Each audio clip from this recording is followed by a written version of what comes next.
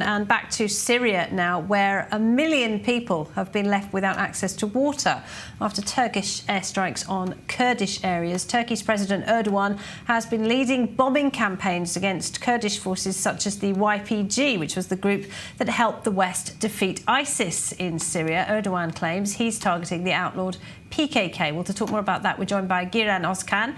He's the Executive Director of the Kurdish Peace Institute. Thank you very much indeed for being with us, Giran. So, I mean, according to reports, what is happening in these parts of Syria is nothing short of a humanitarian catastrophe in places like Hakase. People literally don't have access now to fresh water. What's going on?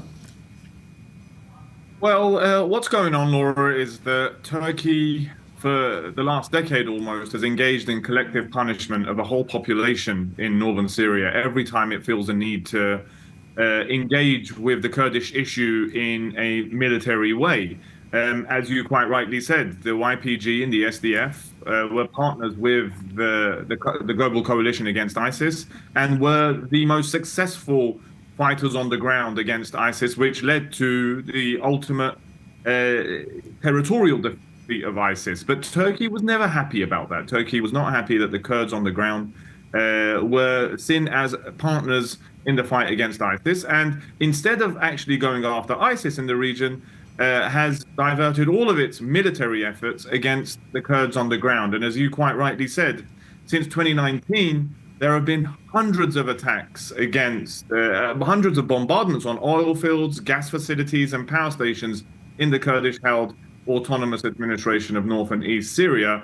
This just, again, highlights the Turkish government priorities in the region have nothing to do with fighting terrorism, but collectively punishing the Kurdish people. Right, and as you say, we're talking about direct attacks, direct bombings on civilian infrastructure. And some human rights campaigners say that there are violations of the laws of war in these attacks. This didn't begin yesterday, though, did it? Why has it not been getting any attention from international institutions and the media? Well, you're actually very right in saying that it hasn't been gaining the international attention that normally something like this should. And that's largely down to Turkey's membership of NATO, especially with Western international organizations seeing Turkey as a strategic partner in the region. And also because of fears in Europe specifically about the immigrants that are inside Turkey right now. So there's kind of like a quid pro quo here, whereby Turkey is essentially allowed to do anything it likes in the region, including all of these attacks that in any other part of the world, or if conducted by any other state, would be regarded as war crimes, crimes against humanity. But because of certain dependencies and their codependent relationship there, largely international organizations and specifically European governments are turning a blind eye to Turkey's action. So it's just not in their interest.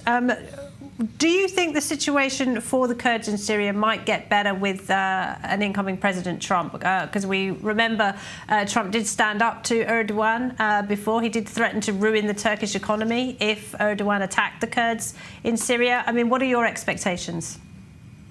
I think at this point, outwardly expressing expectations might be a little too early, but judging from President-elect Trump's cabinet picks, we, I think, are quietly confident that the new administration will engage this issue in a much more humane and responsible way, given that his national security advisor, Mike Waltz, and the new incoming Secretary of State, if approved, of course, all of these are pending approval from the Senate, will be sensitive to the Kurdish plight, and who have previously expressed support for the Kurds in northern Syria specifically. So I feel that with the new administration, Turkey will find it a little harder to commit these kind of war crimes and crimes against humanity. I want to ask you about another story. You mentioned Europe, and it was interesting to see this week that the British government has been reaching out to Kurdish leaders to try and reach some kind of agreement on immigration. Can you tell us a bit about that?